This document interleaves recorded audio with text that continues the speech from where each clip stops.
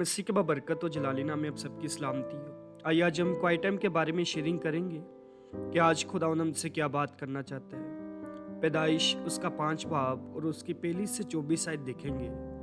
ये आदम का नसबनामा है।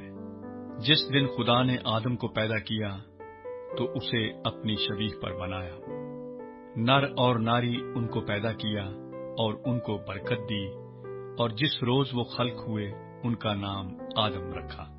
और आदम 130 बरस का था जब उसकी सूरत और शबीह का एक बेटा उसके यहाँ पैदा हुआ, और उसने उसका नाम सेत रखा। और सेत की पैदाइश के बाद आदम 800 बरस जीता रहा, और उससे बेटे और बेटियां पैदा हुईं।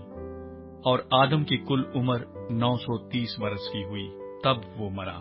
और सेत 105 बरस का था जब उससे अनूस पैदा हुआ। और अनूस की पैदाइश के बाद सेत 807 बरस जीता रहा, और उससे बेटे और बेटियां पैदा हुईं। और सेत की कुल उम्र 912 बरस की हुई, तब वो मरा। और अनूस 90 बरस का था जब उससे कीनान पैदा हुआ। और कीनान की पैदाइश के बाद अनूस 815 बरस जीता रहा, और उससे बेटे और बेटियां पैदा हुईं। और अनूस की कुल उम्र 905 बरस की हुई, तब वो मरा। और कीनान 70 बरस का था जब उससे महलल एल पैदा हुआ। और महलल एल की पैदाइश के बाद कीनान 840 बरस जीता रहा, और उससे बेटे और बेटियां पैदा हुई। और कीनान की कुल उम्र 910 बरस की हुई, तब वो मरा।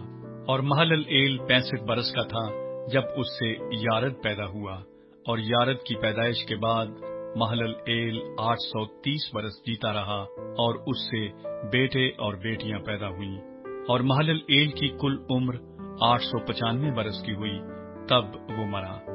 और यारद 162 बरस का था जब उससे हनूक पैदा हुआ। और हनूक की पैदाइश के बाद यारद 800 बरस जीता रहा, और उससे बेटे और बेटियां पैदा हुईं। और यारद की कुल उम्र 962 बरस की हुई, तब वो मरा। और हनूक 65 बरस का था जब उससे मत्तूसिलह पैदा हुआ। और मत्तूसिलह की पैदाइश के बाद हनूक 300 बरस तक खुदा के साथ साथ चलता रहा, और उससे बेटे और बेटियां पैदा हुईं। और हनूक की कुल उम्र 365 बरस की हुई। और हनूक खुदा के साथ साथ चलता रहा, और वो गायब हो गया, क्योंकि खुदा ने उसे उठा लिया।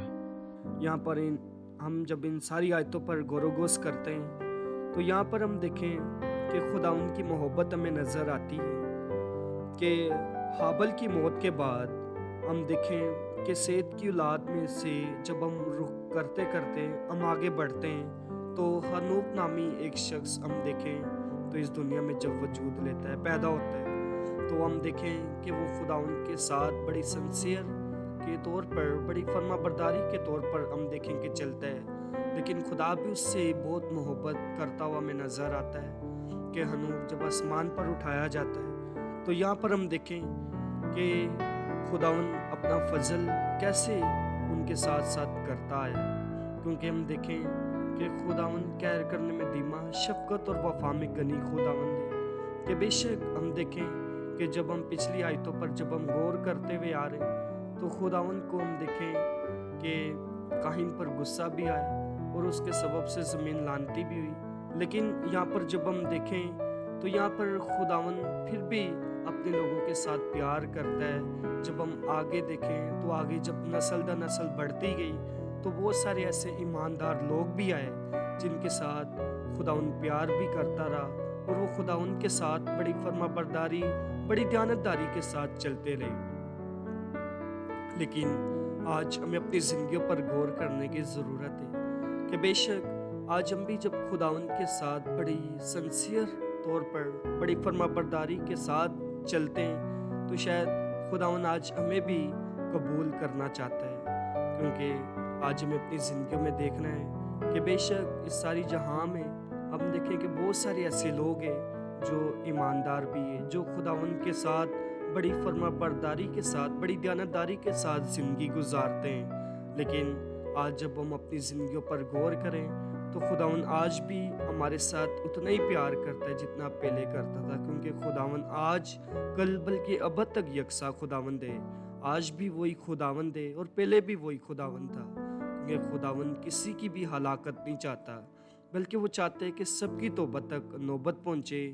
اور آج جب ان سارے پیسز پر غور کرتے ہیں تو آج ہمیں بھی اپنی زندگیوں میں دیکھنے کی ضرورت ہے کہ جب ہم خداوند کے ساتھ بڑی راست بازی کے ساتھ چلتے ہیں تو آج بھی خداوند اپنے لوگوں کو استعمال کرنا چاہتا ہے، کیونکہ بے شک ہم انسان ہوتے ہوئے کمزور ہیں، گناہ کر جاتے ہیں، لیکن جب ہم اپنی غلطی خطاؤں کا اقرار کر کے جب خداوند کے پاس دوبارہ آتے ہیں تو خداوند ہمارے سارے گناہوں کو معاف کر دیتا ہے، کیونکہ اس کے کلام مقدس میں لکھا ہے کہ وہ ہمارے گناہوں کو معاف کرنے اور ہمیں ساری ناراستی سے پاک کرنے میں سچا اور عادل خداوند ہے۔